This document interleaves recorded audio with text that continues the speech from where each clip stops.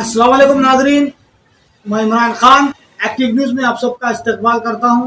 देखते हैं आज की अहम खबर पर एक नजर।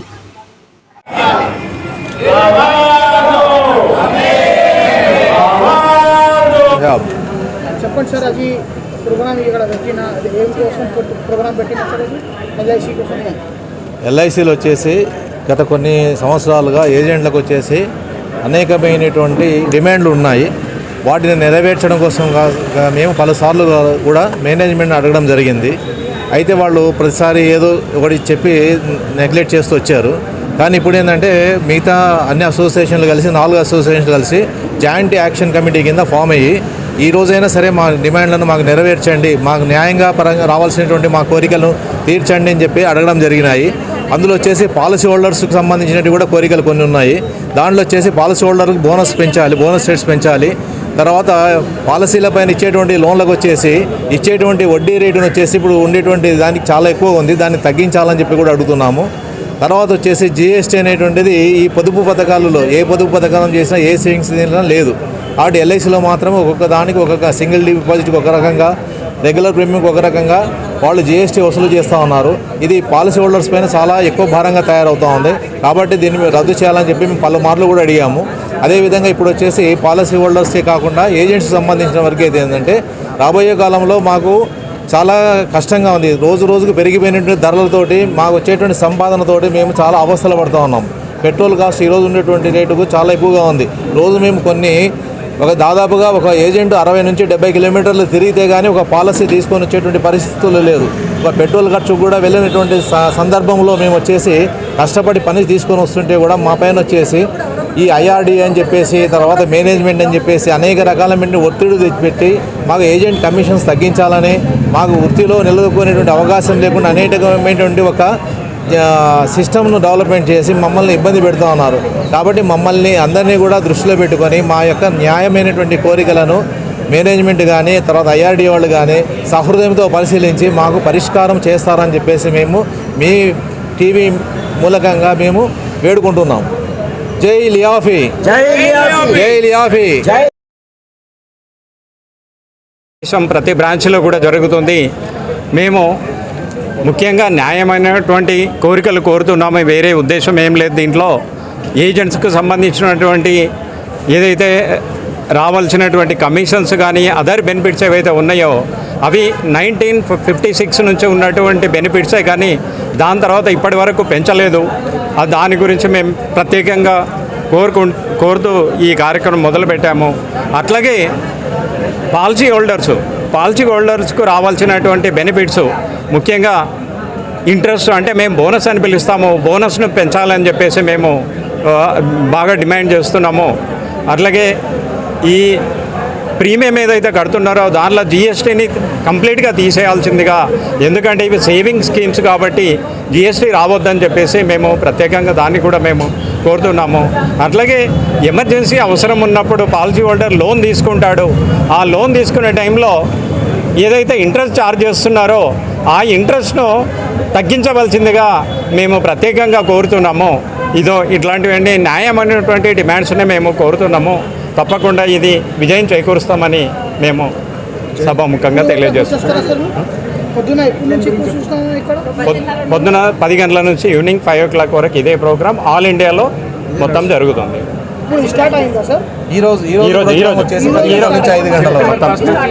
ఈ ప్రోగ్రాం మాత్రం ఫస్ట్ సెప్టెంబర్ నుంచి ఏదైతే ప్రోగ్రామ్ ఉందో ఇది 30th నవంబర్ వరకు జరుగుతుంది. ఇట్లా రోజు డిఫరెంట్ ప్రోగ్రామ్స్ ఉంటాయి, ఒక్కొక్కటి అనేది కాదు. ఈరోజు మాత్రం కంప్లీట్గా ధర్నా, ఏ విధమైనటువంటి ట్రాన్సాక్షన్ చేయకుండా, ఏ విధమైనటువంటి సో అలాంటి ఉద్దేశంతో మేము ఈరోజు ప్రత్యేకంగా ఏర్పాటు చేస్తాం. एजुकेशन का 5वां दिन है. हमारा एजुटेशन 1 सितंबर को शुरू हुआ और ये एजुकेशन हम 30 नवंबर 2022 तक करने वाले हैं. ये एजुटेशन करने का हमारा मेन लक्ष्य ये है कि हमारे डिमांड्स है, ये डिमांडों में सबसे हमारा इम्पॉर्टेंट डिमांड ये है कि हमारे पॉलिसी होल्डर्स के लिए हम लोग चाहते हैं कि पॉलिसी होल्डर्स के जो बेनिफिट्स है वो पॉलिसी होल्डर्स को दिए जाए. सबसे पहले जो बेनिफिट हम पॉलिसी होल्डर को देना चाह रहे हैं वो है जो अननेसेसरी उनको प्रीमियम के ऊपर जीएसटी लागू कर दिया गया है। पॉलिसी होल्डर जब पॉलिसी लेता है वो अपने हार्ड एंड मनी से पॉलिसी लेता और अपने हार्ड एंड मनी का जो वो प्रीमियम भरता उसमें से वो इसलिए भरता कि उन्हें अपनी फैमिली को यदि ब्रेड विनर को कुछ हो जावे तो वो पॉलिसी होल्डर की फैमिली ये LIC का जो रकम मिलती सम एश्योर्ड उससे जो है वो लोग अपनी आगे की ज़िंदगी काट सकते। मगर उसमें भी जो है गवर्नमेंट अननेसेसरी ये जो GST है वो लाके उसके प्रीमियम पे ऐड करके उसकी पॉकेट के ऊपर और ज़्यादा बर्डन डाल रही है। हमारा दूसरी जो मांग है पॉलिसी होल्डर्स के लिए वो ये है कि सालों साल से LIC जब 1956 में की स्थापना हुई 1 सितंबर को तब से लेके आज तक जो बोनस रेट्स है वो बढ़ने के बजाय कम होते जा रहे हैं। हम चाहते हैं कि पॉलिसी होल्डर्स को बोनस रेट्स बढ़ा के दिया जाए क्योंकि हमारे पास काफ़ी सरप्लस है। इतना सरप्लस है कि हम जब भी जो है ये कोई कैलामिटीज़ हुए हैं नेचुरल कैलामिटीज़ या अदरवाइज़ टेररिस्ट अटैक्स वगैरह हम जाकर जो है बग़ैर इंक्वायरी के बग़ैर किसी चीज़ के उन लोगों के पैसे LIC ने जाके सेटल की है। उसके बावजूद भी उनके पास जो सरप्लस है वो काफ़ी सरप्लस बचा हुआ है। तो उसमें से हम चाहते हैं कि जो जितना भी सरप्लस है जितना भी एक्सेस अमाउंट है वो जो है उसमें से पॉलिसी होल्डर्स को बोनस की तरह ज़्यादा से ज़्यादा बोनस दिया जाए। हमारी तीसरी जो मांग है पॉलिसी होल्डर्स के लिए वो ये है कि पॉलिसी होल्डर ज़रूरत पड़ी जब वो जो है अपना पॉलिसी के ऊपर लोन लेता है। पॉलिसी पे लोन लेने का माने ये है कि पॉलिसी का लोन लेना और इंटरेस्ट भरना और असल भरना।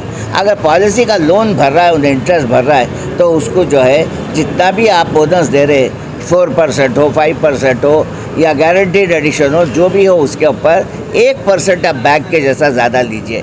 मगर ऐसा नहीं होता है। पॉलिसी होल्डर को 9 से 10% देना पड़ता है उसके जो है इंटरेस्ट चुकाने के लिए।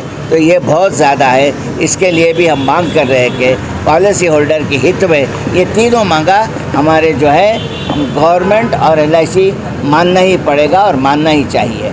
अब हमारे जो डिमांड्स है एजेंटों के 1956 से लेके आज तक हमारा कमीशन नहीं बढ़ा। जब हम कमीशन बढ़ाने की बात करते तो गवर्नमेंट IRDAI और LIC ये लोग चाहते कि हमारा कमीशन और कम कर दिया जाए।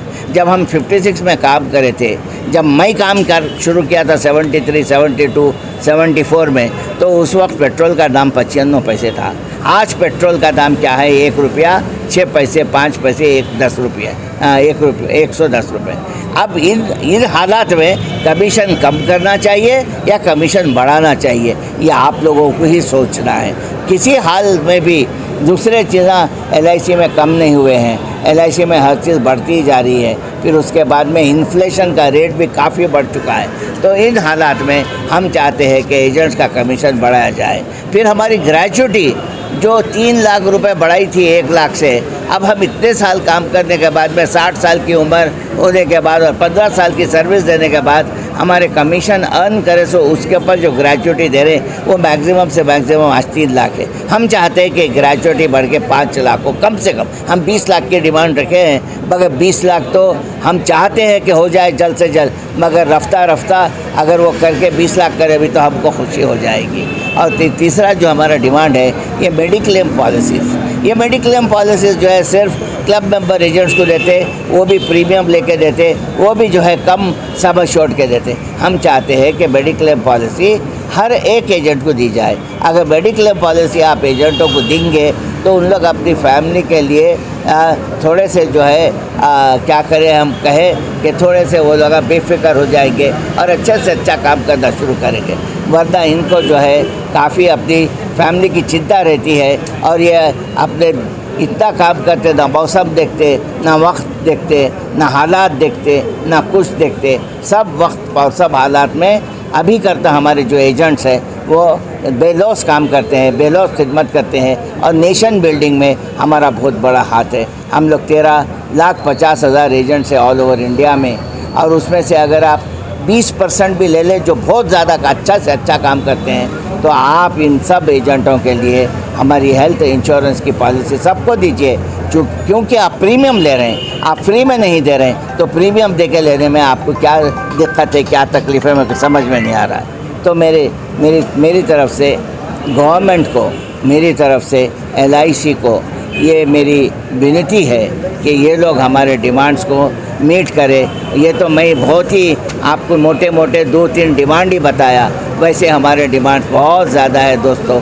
अगर ये डिमांड्स को हमारी गवर्नमेंट सुनी और हमारी LIC सुनी और IRDA हमारे को सुनने में आया है कि IRDA ये भी चाह रही है कि हमारे बोनस रेट कम कर दिए जाए। हम IRDA से भी रिक्वेस्ट कर रहे हैं कि हमारे कमीशन रेट, बोनस रेट, हमारे कमीशन रेट्स को कट मत कीजिए, हमारे कमीशन रेट्स को बढ़ाइए, ताकि हम भी जो है हमारी हर एक की तरह हम भी जो है सुखी हो सकें और अच्छे से जी सकें। तो मेरी यही आप लोगों से, सारे लोगों को मैं ये बताना चाह रहा हूँ कि ये जो हमारे डिमांड्स है ये जस्ट डिमांड्स है, और हमारे चार्टर ऑफ डिमांड्स काफ़ी है। हम वो मीडिया में प्रिंट करने दे देंगे और उसको जो है हमारे जो नेशनल लीडर्स है, मैं तो एक ब्रांच का प्रेसिडेंट हूँ, सिटी ब्रांच 2 का, वैसे हमारे डिवीज़न के लीडर्स है, वैसे हमारे जोन के लीडर्स है, वैसे हमारे ऑल इंडिया के लीडर्स है। अब हमारे 4 ऑर्गेनाइजेशन एक हो गए हैं, पहले 4 अलग अलग थे, 4 मिलकर एक जॉइंट एक्शन कमेटी बनाया है। ये जॉइंट एक्शन कमेटी के चेयरमैन हमारे BN चारी साहब है, जो बहुत ही सीनियर लीडर है। हम इनको भीष्म पिता महा कहते हैं, और इनसे हमको उम्मीद है कि ये हमारे डिमांड्स को बराबर हमारे लिए सैंक्शन करा के लाएंगे। धन्यवाद सबका। Active News Channel.